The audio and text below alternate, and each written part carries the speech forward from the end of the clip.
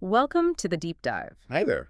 We're getting into a story today that really sits at an interesting crossroads. You've got politics, big tech figures, business. And some pretty, well, unique moments reported. Definitely. We're focusing on Elon Musk and his recent departure from an advisory role in the Trump administration. It was for this thing called Doge. Right. The Department of Government Efficiency. Though, as we'll see, maybe not quite a department in the usual sense. And just so you know, for this deep dive, we're working from just one source, a BBC News article. It covers what seems to be Musk's last official day. Yeah, and it includes details from a news conference, apparently held right in the Oval Office. So our plan is to use this article, just this one piece, to unpack it all, what Doge is supposed to be. Uh-huh. What it aimed for, what savings are being claimed. And crucially, what the analysis in the article found about those claims. And then there's the fallout, the controversies mentioned. Right. And what the future might look like, at least according to this report. Okay, so Doge. The BBC article makes it clear it's advisory, not a full-blown cabinet department or anything. Yeah, just advisors. But with a huge stated goal. Absolute. Slashing government spending, saving taxpayer cash. And ultimately trying to make a dent in the U.S. national debt. Which the article pegs at, what, $36 trillion? $36 trillion, that's the number they give. So, yeah, a massive target. Why leave now, if the goal's that big? Well, the article explains it's a timing thing. He hit a limit. The special government employee status. Exactly. There's a maximum time allowed, 130 days, and he reached it. Okay, that sounds straightforward enough, an official limit. But here's where it gets a bit less clear, maybe. The article quotes President Trump from that same event. Right, what did he say? Saying Musk is, and this is the quote, not really leaving. Not really leaving, Well, even though it's his last day. Yeah, and that he'll be back and forth. Trump also apparently called Doge his baby, referring to Musk. Okay, so a bit of mixed messaging there between the official status and the president's take. Definitely something to keep in mind. So let's talk achievements. What does the article say Doge claims it did? Well, the report mentions Doge's own website. And as of May 29th, it was claiming total savings of $175 billion. $175 billion. That's a huge number. It is, but the BBC piece then brings in its own analysis. They apparently looked into this back in late April. Okay, so they didn't just take the website's number at face value. No, they dug into it. And, well, the findings were interesting. How so? What did the analysis show? First, of that $175 billion claimed, the analysis could only find $61.5 billion that was actually itemized. Itemized meaning like they listed where the savings supposedly came from. Exactly. Specific programs, areas, that sort of thing. Yeah. So already less than half the claim was broken down. Okay, that's a big drop right there. But then they looked for actual evidence for those itemized savings. Proof. So documentation. Right. And according to this article's analysis, they found evidence supporting only $32.5 billion. Wow. So claim is $175 billion, itemized is about $61 billion, but evidence-backed is only $32.5 billion? That's what the BBC analysis found, according to this report.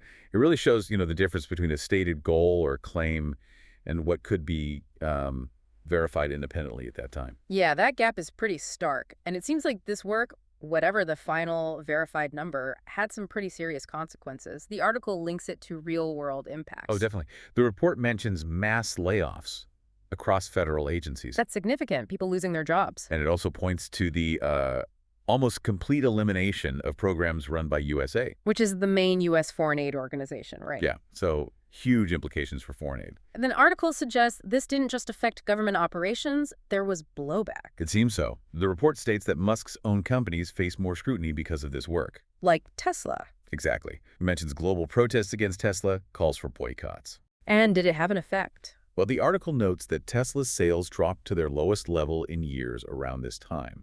Now, it doesn't definitively say one caused the other, but it puts those facts together. So the actions taken in this government advisory role seem to have potentially reverberated back onto his main businesses. That's what the report suggests. It certainly paints that picture. Okay, let's shift a bit. The article also touched on differing views between Musk and President Trump on broader economic policy. Yeah, this was interesting. It highlights a potential tension. The report mentions Musk had, just days before this Oval Office meeting, publicly said he was disappointed with a big bill from Trump. The one Trump calls his big, beautiful bill. That's the one. The article explains it includes things like multi-trillion-dollar tax breaks and more defense spending. And Musk's issue was? According to the report, Musk felt that bill undermines the whole point of Doge, the cost-cutting effort, like working against it. Okay, so Musk is focused on cuts, but sees the president pushing spending and tax breaks elsewhere. That seems to be the contrast the article presents. Because in that Oval Office meeting, the report says Trump spent quite a while defending that same bill. What did he say about it? Called it unbelievable, said it does amazing things, really talked it up. And did Musk respond to that in the meeting? Did he repeat his concerns? The article specifically notes Musk didn't comment on the bill during that Oval Office session.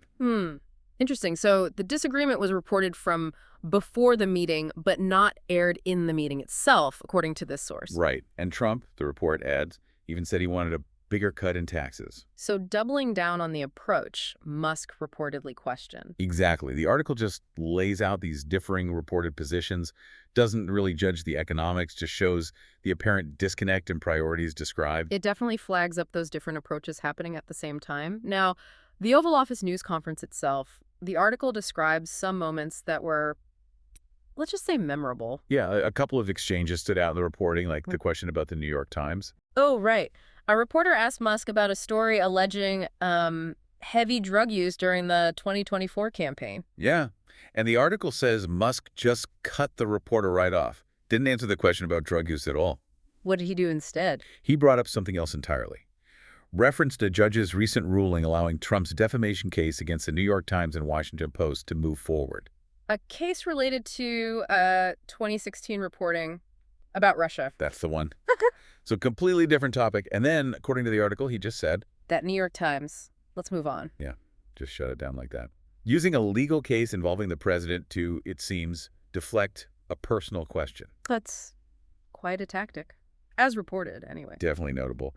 And then there was the other thing, the bruised eye. Oh, yeah, you can't forget the bruised eye story. Someone asked him about it. Apparently, yeah. And his first response, according to the article, was, I wasn't anywhere near France. Which makes no sense on its own. Well, the reporter noted it was probably a reference to, like, a completely separate incident involving the French prime minister getting hurt recently. A bit of a non sequitur. Okay, weird start. But did he actually explain the bruise? He did. The article recounts him saying he told his son, who's 5. AA12, the one known as X. That's him. He apparently told the reporter he'd instructed his son X to punch him in the face. He told his 5-year-old son to punch him in the face. That was the explanation for the bruise. That's the explanation reported in the article, yeah. Wow. Okay. Those anecdotes, they definitely add a strained personal dimension to what was supposed to be about government efficiency policy. They really do. The article uses them to kind of paint a picture of the whole atmosphere. Serious policy talk mixed with these really quite odd personal moments. Unpredictable seems like the word based on this reporting. Yeah. So let's bring it back to Doge's future. Despite this being reported as his official last day because of that 130-day rule. Right, the official departure. What does the article suggest happens next? Is Doge done? Well, Musk himself, according to the report, insisted the work isn't stopping. He said Doge would continue relentlessly. Relentlessly seeking what? More savings? Yeah, but a much bigger number. He apparently mentioned aiming for $1 trillion in reductions. $1 trillion. That's way up from the $175 billion claimed so far. Massively ambitious. Yeah. So he's setting a very high bar for continued effort, even as he formally steps away. And what about Trump's view on Musk's involvement going forward? Well, like we said earlier, the article quotes Trump saying Musk is not really leaving. Right, the back and forth comment. Exactly. Suggesting that, from the president's perspective at least, the official status change might not mean a total break. Maybe continued informal advice or involvement. The article leaves it a bit open. So the administrative box is ticked, 130 days are up, but the actual future involvement seems less defined, according to this source. That seems to be the takeaway from the report. Formal role ends, but maybe the connection doesn't entirely. Okay, well, that pretty much wraps up our deep dive into this single BBC News article. We've covered quite a bit. We have. We looked at Doge, this advisory body, its big mission, tackling that $36 trillion debt figure. And the huge $175 billion savings claim. But then contrasting that immediately with the BBC's own analysis described in the article, finding, much less that was itemized and even less with clear evidence. Which is maybe the core point about tracking this stuff, the gap between claim and verification as reported here. Definitely a key tension in the piece. We also saw the reported impacts the layoffs, the cuts to USAI programs. And how the controversy apparently spilled over, impacting Musk's companies like Tesla, according to the report. And we touched on those different viewpoints on economic policy laid out in the article. Musk's reported concerns about the big, beautiful bill. Versus Trump's strong defense of it and wanting even more tax cuts, showing those different currents, again, as presented in this one source. And yeah, we had to mention those moments from the Oval Office. Unforgettable, really, the way the article describes the handling of the New York Times question. And that explanation for the bruised eye just adds such a layer of the unexpected reported right alongside policy discussions. It really does. And you see that tension again, right?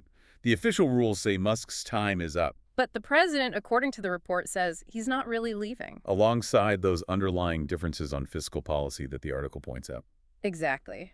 So if we step back and think about just what this one article presents, the claimed savings versus the analysis, the different economic signals, the advisory nature of Doge itself, what does it tell you, the listener, about the whole challenge of government efficiency drives, Hmm. especially advisory ones? It certainly seems to highlight how complex these things are. Not just doing the work, but measuring it and navigating the politics around it.